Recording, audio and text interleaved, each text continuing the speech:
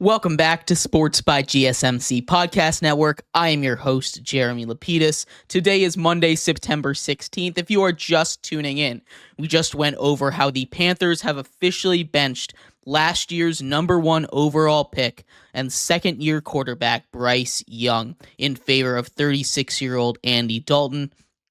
Mind-blowing breaking news, honestly. Was not expecting that to happen this early in the season. Interesting, though. In this segment, we are going to continue to break down some of the outcomes from Week 1, including one of the most surprising ones, which we'll get to in this segment, with the New Orleans Saints absolutely destroying the Dallas Cowboys. We'll talk about whether that means the Saints are contenders or the Cowboys are pretenders, maybe both. But before we do that, remember, if you would like to be an even bigger part of the show than you already are, all you need to do is go to gsmcpodcast.net. Or if you are on YouTube, you can use that super chat feature. If you do either of those two things, a message should pop up on the bottom of the screen for you, me, and everybody else around the world to see. If you do have a burning question about sports, anything at all that you would like to ask, go and throw that in the comments, throw it in the chat. I will get to it as soon as I possibly can. I appreciate everybody so much for sticking around, talking some sports with me here on a beautiful Monday, September 16th. But like I was saying, we are going to get into the New Orleans Saints, and I have to say, I'm one of those people that was very low on the Saints heading into the season. I didn't think their offense, even under new offensive coordinator Kubiak, would be able to make that jump. I did not think that Dennis Allen would make it past this season. I wasn't sure if Derek Carr would be starting every single game this season, and yet look at where we stand.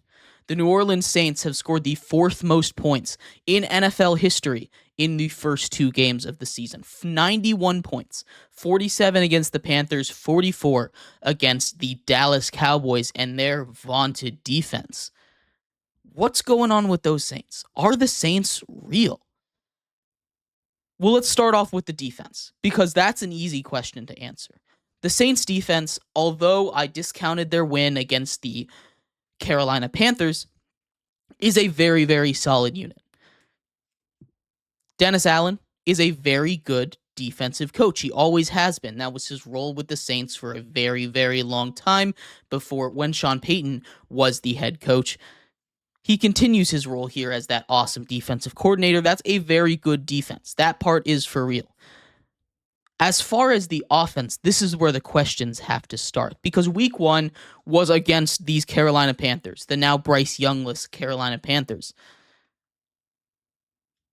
That didn't show me much, honestly. 47 points is awesome, but against the Panthers, who lose their best player, it doesn't show me much. Week 2, going into Dallas,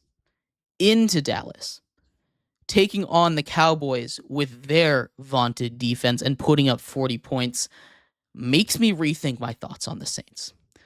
Because, doing it against the Panthers is one thing, right? I feel like any good team in the NFL should be able to put up 30 points on the Panthers. We saw the Chargers put up 28, basically just running the ball down their throats the whole time this week. I think that should be a baseline for going up against the Panthers. The Saints, with their air attack, with Derek Carr doing things that we haven't seen him do in almost 10 years, since he was in MVP conversations with the Raiders back in 2016, they're going to be a problem, especially in a very weak NFC South. Again, they get to take on the Panthers twice. They already checked one of those boxes off. The Bucs look really good, but they have weaknesses. The Falcons I thought were going to be really good. They have very clear weaknesses. We'll see if that was just rust from Week 1 or if it was, the real thing tonight. Excuse me. But the rest of the Saints schedule isn't necessarily the hardest thing either. They take on the NFC East, the Giants, the Commanders, not the toughest teams. They've already taken out the Cowboys. They get the Eagles next week. If they can start off 3-0 with wins against the Eagles, the Cowboys, and the Panthers, that is a dangerous, dangerous resume and something that's going to be hard, really, really hard to look over. This has been one of the bigger talking points all week, right? Or all day, I should say. Are the Saints contenders? And I'm leaning towards yes on this one because we get to see the Saints offense push the ball downfield effectively. Rashid Shaheed is one of the best deep threats in the league. Pure deep threats, pure speed threats in all of football. Looks like a young Deshaun Jackson out there. Maybe not quite to that level, but it's 2 weeks in a row with a home run 60-plus yard touchdown to Rashid Shaheed, a guy that has always flashed that potential to be that deep threat weapon. But Derek Carr last season wasn't always able to get him the ball, whether that be because the offensive line is not very good or because he just wasn't getting open. This offense hasn't changed that much either from last year. It's practically the same. Alvin Kamara looks completely different than last year. I thought he was done after putting up career lows in yards per carry and efficiency numbers, basically not being able to run the ball behind that awful Saints offensive line, and that's really the only thing that's changed. Minor upgrades to the offensive line. Not much else. Alvin Kamara is now rushing for 5 yards a carry. Alvin Kamara has scored 6 touchdowns from scrimmage, I believe, including 4 yesterday against the Dallas Cowboys. He's not only running the ball for 5 yards a carry, which is a complete upturn back to where he was pre-suspension, but this Saints team is able to get him the ball, and he's now taking screen passes 60 yards completely untouched against a good defense. If this is what the Saints are able to do, if this is what the Saints are going to be looking forward, this is a very scary team because they've always had the pieces.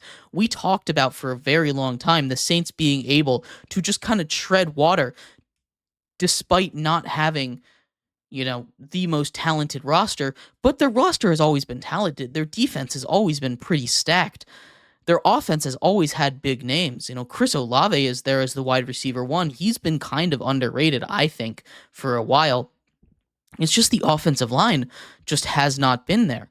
Sean Payton kind of got a little hesitant with his play calling when Drew Brees' arm turned to noodles down the stretch of his career, and they hadn't been able to really improve on that since.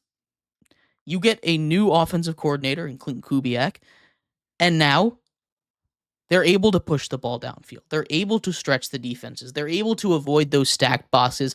And most importantly, the offensive line has just turned a corner out of nowhere. And as long as this offensive line keeps up their play, they survived a huge test against the Cowboys. They survived a huge test against my pick for Defensive Player of the Year, Micah Parsons. And they have a solid corner. They've got solid corners over there in Dallas. In Dallas as well. Trayvon Diggs has been burned a couple times, but he's a ball hawk, and they were able to keep the ball safe most of the time.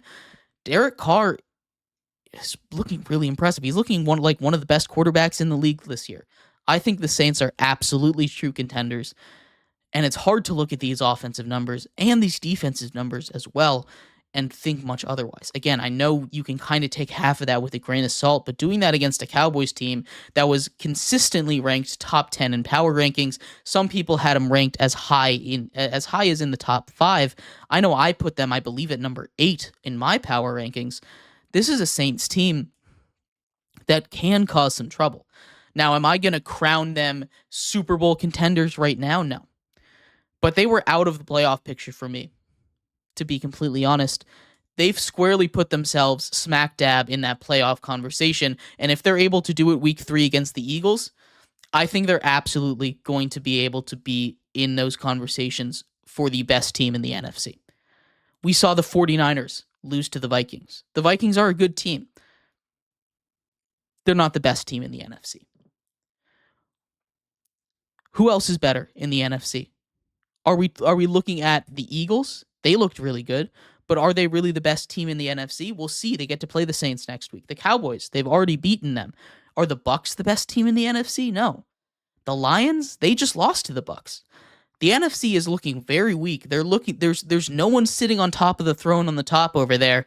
And I think if the Saints are able to beat the Eagles in week 3 after dominating the Cowboys, dominating the Panthers in these first 2 weeks of the season, you could have a serious conversation about the Saints being the team to beat in the NFC conference. I think they're for real. Let me know what you think, though. I know that might be going a little bit far, but this offense looks for real and looks scary going up against a very good defense. But again, I'd love to hear your thoughts on everything Saints, if you think they're for real or not. We're going to take a quick break. When we come back, we're going to, again, continue talking about the NFL, this time turning our attention to the Harbaugh brothers. One of those teams is going up. One of those teams is going down. We'll talk about if either of those trends are for real and what needs to change with the Ravens and what needs to continue for the Chargers for their seasons to fix themselves or continue on the path that they're on. So stick around for that. We'll be right back here on Sports by GSMC Podcast Network.